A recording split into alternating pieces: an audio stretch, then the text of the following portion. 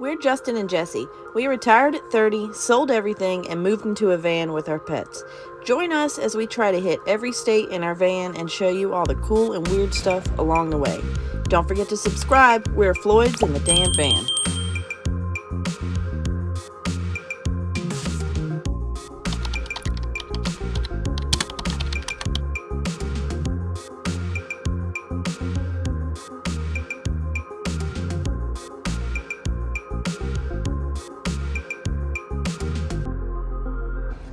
Welcome to Lover's Lane here in Benicia, California, just outside of Vallejo.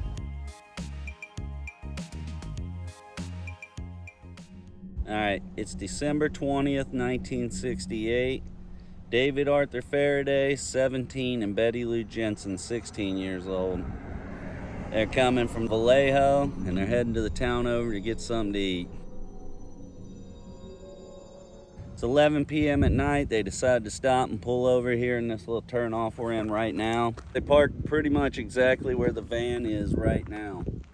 So the two would have been sitting in the front seat the way they are. I think they were going to do some dirty things that teenagers shouldn't be doing. But, you know, not victim blaming. Anyhow, a gentleman walks up, unprovoked, shoots David Faraday, point blank, kills him. Betty Lou gets out of the vehicle, tries to make a run for it.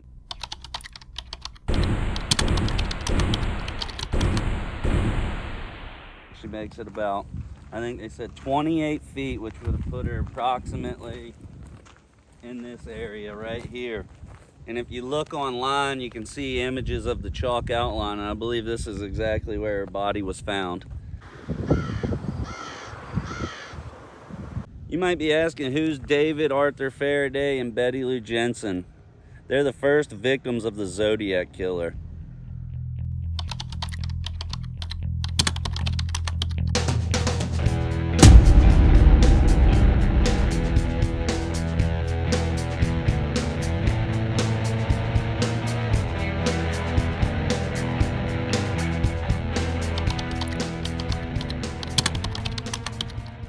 Just 6 months later, it's July 4th, 1969 here in Vallejo, California at Blue Rock Springs Park.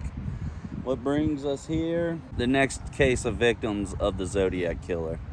The park's set up different now than it was. There used to be no median between the road and the parking lot. His victims here were Darlene Farron and Mike Maggio.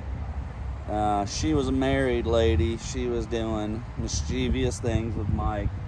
So one evening, they just came in off the Columbus Parkway and pulled in right about where that median to approximately that white SUV right there are.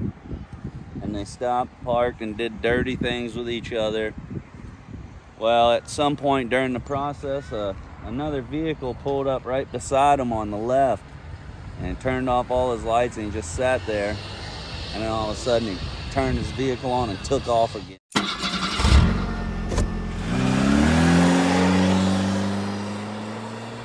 They didn't think nothing of it. Mike kind of thought maybe it could be her husband or something. He freaked out a little, but it was nothing. Well, about 10 minutes later, that same vehicle pulls back up, but it pulls in directly behind them, headlights on. Walks up to the passenger side, shining a flashlight in Mike Maggio's face. Mike Maggio believed it was the police, so he goes to say something to him and cooperate. But at that same time, Zodiac killer opens up fire with a 9mm and shoots 5 rounds into the car, and it hits both of them.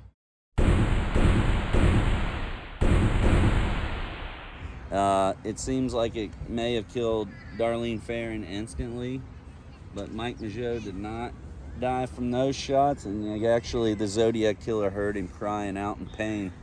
So he came back and shot them both twice. And then he took off and left. And miraculously, Mike Maggio survived this and was able to identify the Zodiac killer, but I didn't take him for his word. Once the Zodiac shot these 2 young people and took off, he drove down the road and he found a payphone. And he called the police and he let them know. He said, "Hey, I just killed those 2 kids at the park off of Columbus Parkway. I killed them. You'll find 2 bodies." Oh, and then the ones back in December, I killed them too.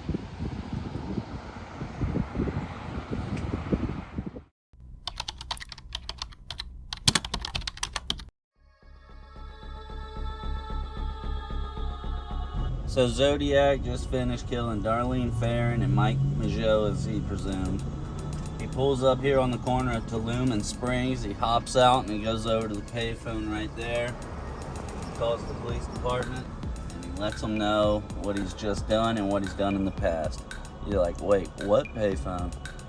Well, times have changed. Not one anymore.